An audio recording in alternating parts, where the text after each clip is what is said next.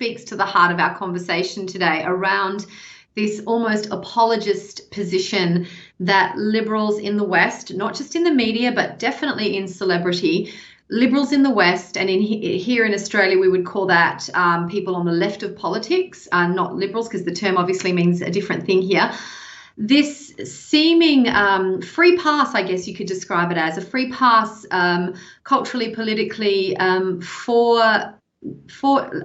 reticent to say for Islam, because we know not all aspects of Islam are extreme, just like not all aspects of Christianity or Catholicism or Judaism are extreme, but in particular, the criticism reserved for elements of other faiths that are, for example, perpetuating the control of women, the subjugation of women. It's open season. It's open season. And yet we simply don't see that in Islam. And I feel like that's certainly something that you have challenged. But today we want to unpack the why behind that. And there is so much, like it's almost like a rabbit hole.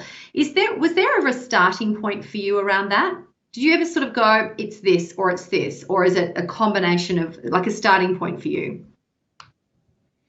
I think the starting point for me was probably my personal experience being a woman and a Muslim, and being raised to accept the fact that women are less intelligent than men, because that's what the religion teaches. To accept the fact that a man, if he fears that his wife might be disobedient or arrogant, that he can beat her.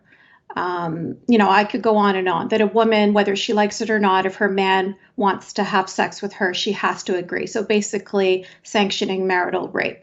So all of those parts of the religion I knew as a Muslim woman growing up, but I didn't dare fight against them, because if it was, as far as I was concerned, it was the creator of the universe, the Almighty, right, was the one who created these laws. So who am I to fight against that?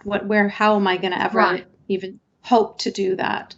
And you would have been conditioned from a young age, obviously. You would have been conditioned from a young age.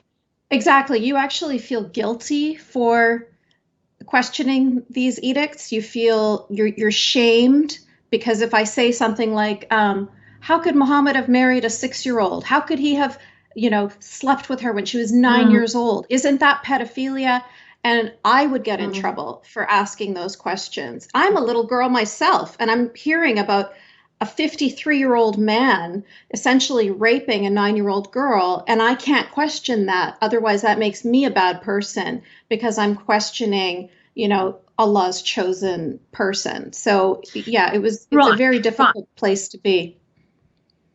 So let's just sort of unpick that for a second, because those conversations in Australian media, you can't even have them. And you can't have them without being called culturally insensitive. You can't have them without being called Islamophobic, all of that sort of stuff. I want to pivot for one sec. Some of you watching today may have seen the docu-series, it's not a documentary, but it's based on a true story on Netflix at the moment called Unorthodox. I'm not sure if you've seen it, Yasmine, as well, but it's a fantastic. I mean, I binge watched it over a weekend, and it tells the story of a young Hasidic Jewish woman who escapes the same sort of circumstances on the flip side, as in she's a member of this, born into this very strict, controlling Jewish sect where young girls aren't educated. They are not given an education. They are born to be married. They are born to reproduce the 6 million lost in the Holocaust. It was an absolutely riveting, confronting, disturbing thing to watch. And yet, though, the modern media is free to criticize, as they should, may I say, as they should, because that deserves to be criticized. But I can't remember the last time I saw a similar program made based on Islam. Is it because of, let's start with this, is it because, unlike Judaism, Islam in itself is a political system as much as it is a faith? Is that a reasonable view to hold? That's a question that I've thought about a lot, and I really don't have a good answer for it, other than people on the left here think of Jewish people as white, even though, the whole reason why the Holocaust happened was because they specifically are not white. But anyway, they are viewed as white right now. So they are viewed as like the oppressor, as all white people are right now, if you're on the left. And those who don't have white skin are considered the victims. They are the ones that are being oppressed.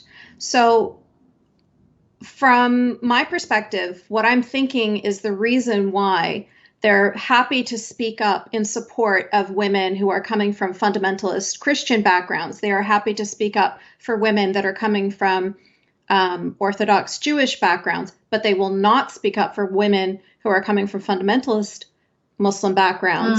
And I think that might be because those women happen to have darker skin. Honestly, it's a shocking thing for people from the left who are supposedly the non-racists, but really that's what it is. Muslims are considered people of color, and therefore the women within Islam have to just accept their culture the way it is. They can't push for progress in the same way every other woman in the Western world can and has pushed for progress.